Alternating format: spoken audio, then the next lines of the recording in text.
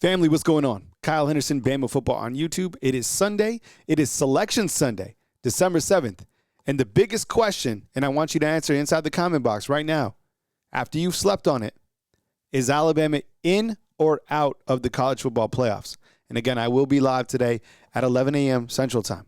Okay, is Alabama in or out? Here's Coach Kalen DeBoer making a pitch for the Alabama Crimson Tide following its loss to Georgia, 28-7.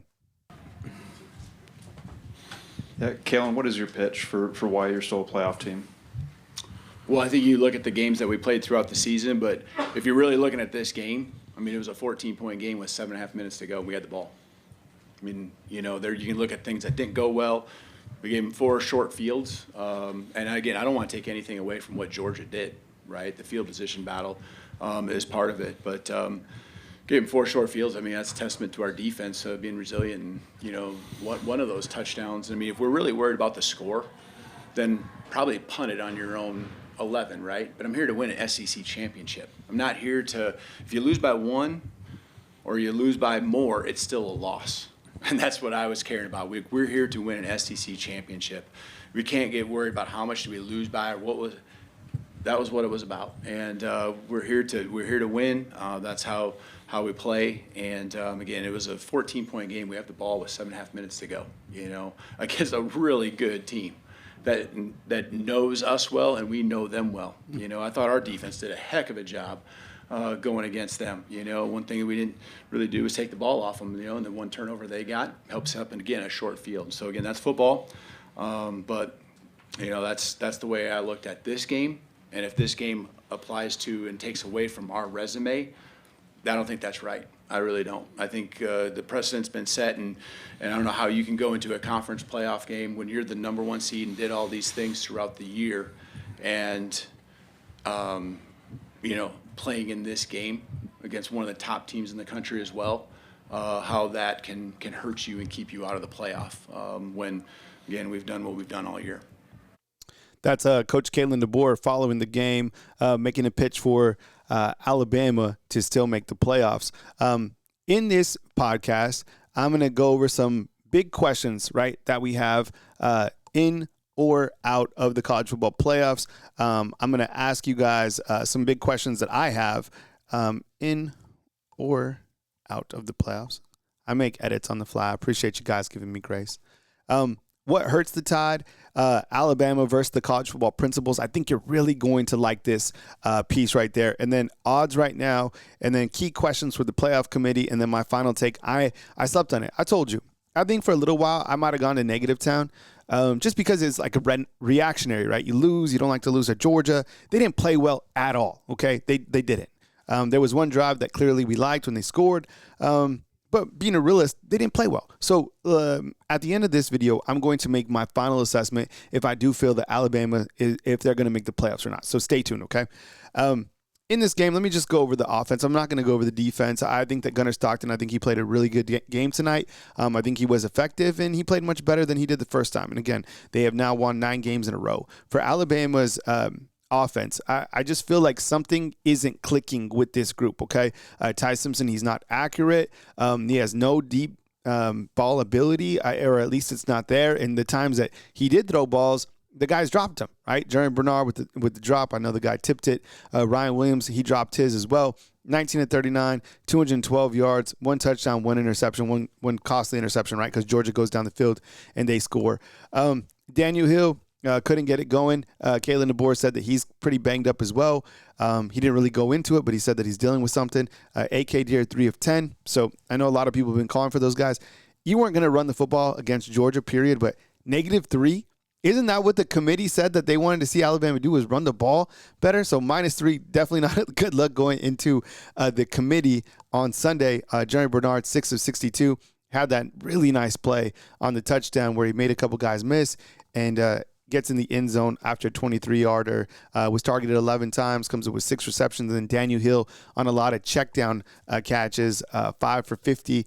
And I think each of those guys had a dropped pass, right? So I want to start here. And I was asking you guys this on the post-game show. And I love some feedback. If you want to post inside the feedback, inside the comment box as well, A, B, C, D, E. Like, so, you know, answer the question and put the letter by it.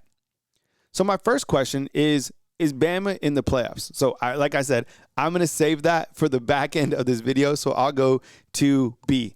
Approval rating of Coach Kalen DeBoer. Well, clearly, if they don't make the playoffs for a second year in a row, it's going to be bad. Okay, I get it. It's like the standard here right now, I think for college football, as we've just started this 12-team format, is to make the playoffs. Okay, and getting to the SEC championship, I think people will view as a positive, but not making the playoffs is much bigger. And it's kind of the thing to do is to make the playoffs. So if you can't do that, then your approval rating for Coach Kalen DeBoer does take a hit. And now we always do things on a scale of 1 to 10. I would probably say if they make it, it's still relatively in a good spot. I'd say like a 7-5 or something like that. Because collectively, you won 10 games, made the SEC championship, 7-1 in SEC play, 7-2 if you count the SEC championship game. The conference is a gauntlet, okay? And I always fall back on recruiting too. The brand is still good. He's still getting guys to commit, finish number 2 in the recruiting rankings. So the approval rating should still be high if they make the playoffs. Now, if they don't, I think that maybe goes down to like a 6-5. You're still hanging on it because you're recruiting. When you start to lose commits and stuff like that, that's when you start to see kind of things trend the opposite way. But, the recruiting's there. If you don't make the playoffs, it's 2 consecutive years where you haven't made the playoffs. And that'll piss people off, okay? That'll make for a really long offseason. You play in some bowl game, that's not the standard here, right? And in 2020, the last time they won a championship game, it becomes long, like further and further, back in time. So I think the approval rating clearly hinges on what happens tomorrow, to be honest. Okay, why didn't Coach Kalen DeBoer pull tie? I thought about this, okay? And I think during the broadcast, I was saying that Alabama should have pulled the quarterback, right? And I do feel that they could have used a different spark, but I was thinking about this. And I was talking to my counsel after. He brought up some good points, and I was listening to you guys as well. I think they didn't pull him because that signals like things are like not going right at all. Coach Kalen DeBoer pointed out a lot of the injuries and the guys are banged up, and I think he was trying to put in a word to the committee that this team is banged up, so they're not at full strength, right? So I think that's why they didn't pull him, is because if you pull him, it looks like desperate, like things are really going wrong. From an Alabama's fans' perspective, is like, has the offense really been going, the right way over the last 5 years? If you're watching this Indiana and Ohio State game right now, these quarterbacks are moving the ball. They're having success throwing it downfield. So why didn't he pull him? Well, I think that's why, because it does signal, I think, weakness. Like the offense can't get it going, and there's that kind of like red flag. So I think that's why he didn't. Okay. But I think if he had to make that decision come playoff time, I think he might. D, is DeBoer on the hot seat? No. And then thoughts on Ryan Grubb. I have to be honest. I think right now, Ryan Grubb has been a little bit underwhelming. And I thought he started off well, and I feel like during the beginning of the season, I said probably a lot of times, like, this is the best Alabama offensive coordinator that the Tide has had in such a long time. But I really feel now that we're at this point in time that he's been a little bit underwhelming. And we've kind of called out, the gadget plays and this and that, but it seems like this offense has continued to sputter. You can point to the offensive line, you can point to the quarterback play. I think what signaled that there is major issues to me is when Ryan Grubb came from the booth to the sidelines. And it still hasn't gotten better, right? I think you beat Auburn. It's a rivalry game, clutch situations, but I think there's issues. And I think if you look up, and I showed the broadcast the issues that Seattle, the Seahawks were facing, it's the exact same issue that Alabama's facing. And it seems to be there's not a connection. It seems like he can't run the ball, whether he was with the Seahawks or whether he's here with the Alabama Crimson Tide. I think that's just it. So those are kind of my big questions. And let me know inside the comment box. Maybe you have a difference of opinion. Okay. All right. Let's kind of move to the college football playoff bracket. Now, this is the bracket that the committee put out last Tuesday. Okay. I haven't made any modifications to this particular page. You can look at it. in its entirety, and we see that there's 2 open spots because you have to take the next 2 highest conference champs. I would imagine that's Tulane and, believe it or not, James Madison. Let me check, because I think at this point in time, Duke is still beating Virginia. Yeah, it's 14-10 in the third quarter. Who knows? So, you have to take one of those teams, right? So those other spots are taken. So what we're going to do is we're going to look at the 3 bubble teams because based on the playoff committee's principles, right? We're going to go kind of line by line. You have to take the highest conference champs, right? And that's 5 spots. Okay. So, and then you have to take the next 7 highest ranked teams. So Indiana's in, or Ohio State, whoever wins this game, Oregon, Ole Miss, A&M, and Oklahoma. Okay. That's 5 teams. So we have 2 spots remaining, 2 spots. And it comes down to, honestly, Bama, Notre Dame, and Miami. Straight up. Those are the teams that are vying for basically, let's call it like the last 2 spots. 2 of these teams are going to get in. One of these teams is going to get left out, okay? So I think that when you look at kind of the college football principles, it's going to come down to this, okay? I think what it comes down to when you look at the principles, okay? Now I'm just talking strictly principles. The strength of schedule, Bama has the 11th toughest schedule. Notre Dame, number 42. Miami, number 44, okay? Bama is 7-3 versus top 7-3 versus top 35 teams. Notre Dame is 1-2 versus top 35. Miami is 2-2. Okay, so we'll give the edge to Bama there, and then second place Miami being 2-2. Okay, versus top 35. Head to head, that's another part of the principle. Well, Alabama didn't play Miami and Notre Dame, but Miami beat Notre Dame, so give the edge right there to Miami. Comparative outcomes is also part of the principles, and Miami did beat Florida State, and Florida State beat Alabama. So, again, give Miami an edge, okay? And then you look at other relevant factors, and that goes to players being unavailable that would be back for the playoffs that make the team better. So, just a couple guys. Jam Miller, Josh Cuevas, LT Overton, Kelby Collins, Cam Dewberry. Those guys are all out right now. For Bama. Would Bama be better when those guys are all 100%? Yes. Yes, 100%. Okay. So here's what the 3 coaches said. This is Coach Kalen DeBoer, Freeman, and Cristobal. Okay. Coach Kalen DeBoer feels that the team will be much better during the tournament, mentioning the health factor, part of the principles. Marcus Freeman wants the debate to be continue to be about Notre Dame and Alabama because Hunter Yurachek for like the last 3 weeks has just said the main head-to-head has been Notre Dame and Alabama. Okay, so that's where he wants it to go. And then Mario Cristobal is like, let's go off the principles and just have it head-to-head where Miami beat Notre Dame head-to-head. So check this out. The odds is Notre Dame at minus 1,050, and then Alabama at minus 320, and then Miami at minus 188. So those are the odds in from Vegas, okay? And like I said, I think you have 2 bubble teams are going to get in because Ohio State, Georgia, Texas Tech, Tulane, James Madison, that's 5.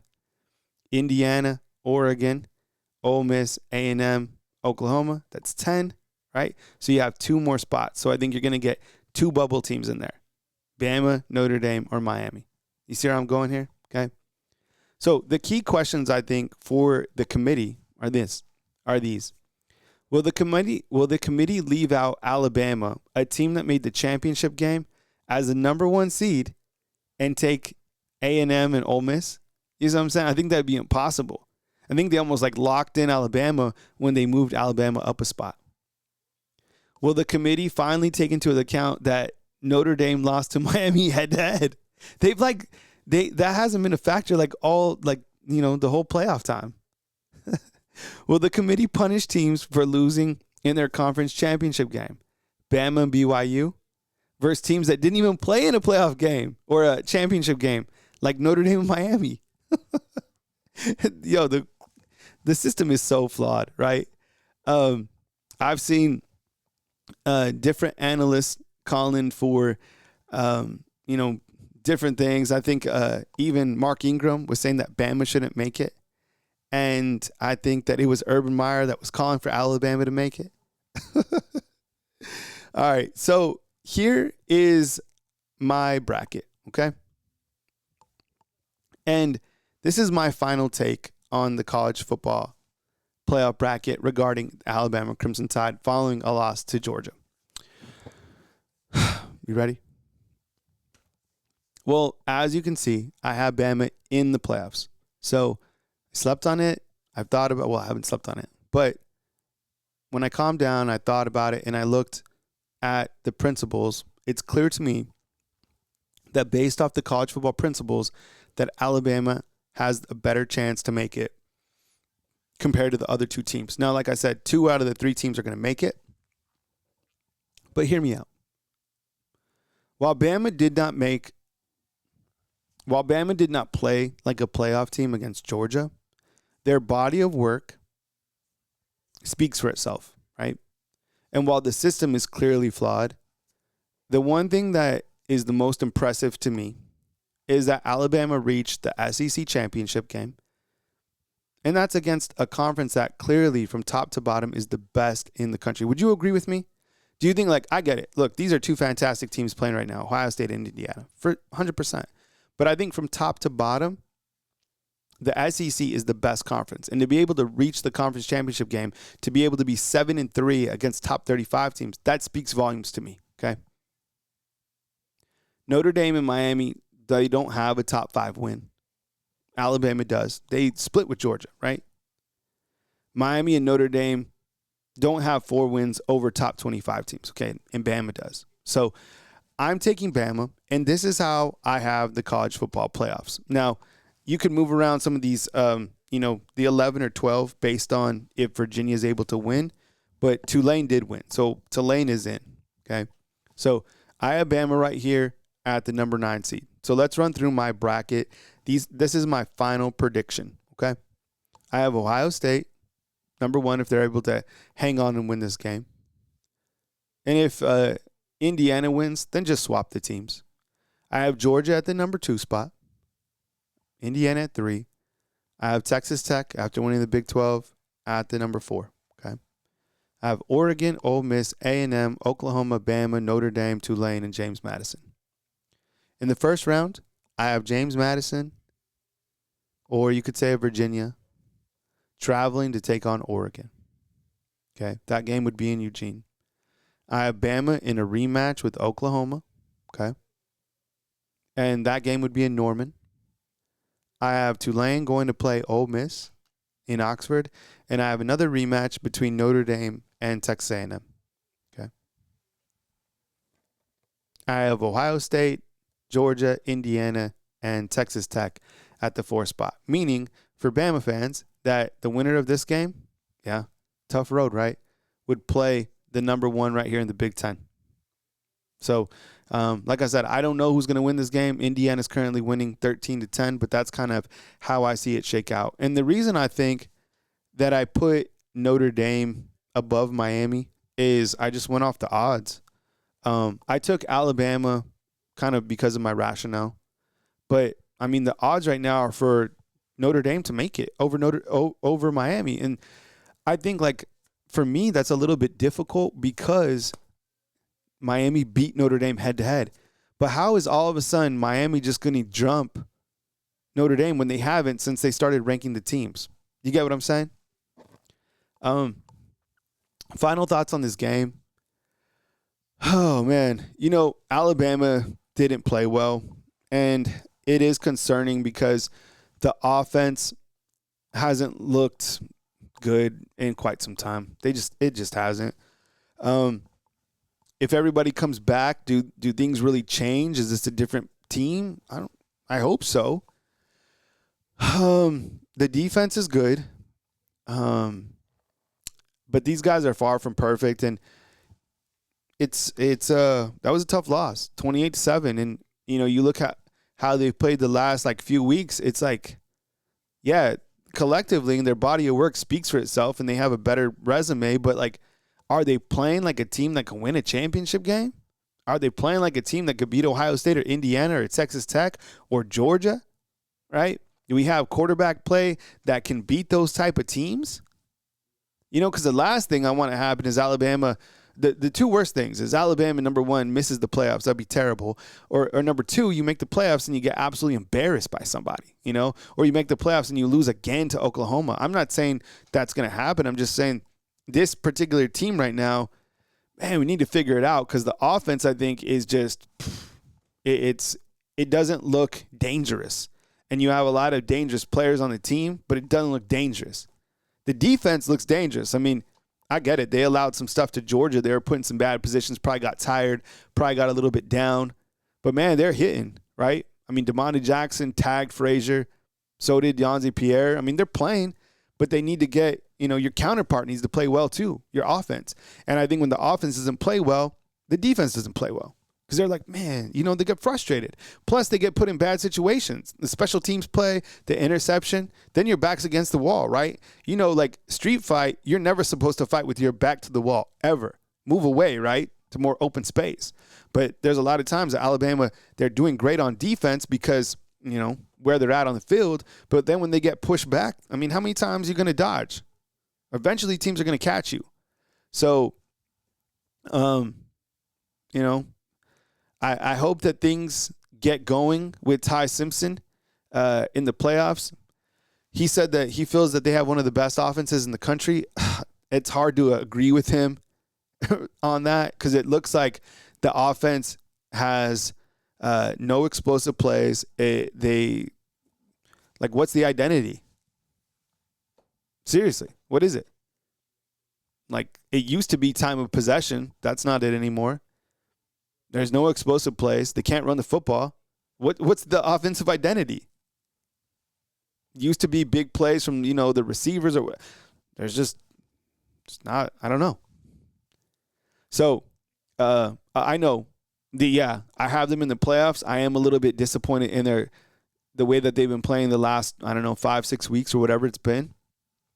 But I do think collectively, based off the principles, that they should be in the playoffs over those other teams. So that's my take. Let me know inside the comment box. I will be live at 11 a.m. We'll preview all the teams. We'll go over every single thing college football. I'll take your guys' calls. But yeah, I'm pretty confident that Alabama will be in the playoffs. And what does that mean? Well, that means you got a road game, 100%. So they'll be on the road, and that's just how it'll be. I appreciate you guys. Thanks for kicking me with the watch along. I look forward to seeing you guys at 11 a.m. right here on Bama Football on YouTube. See you guys.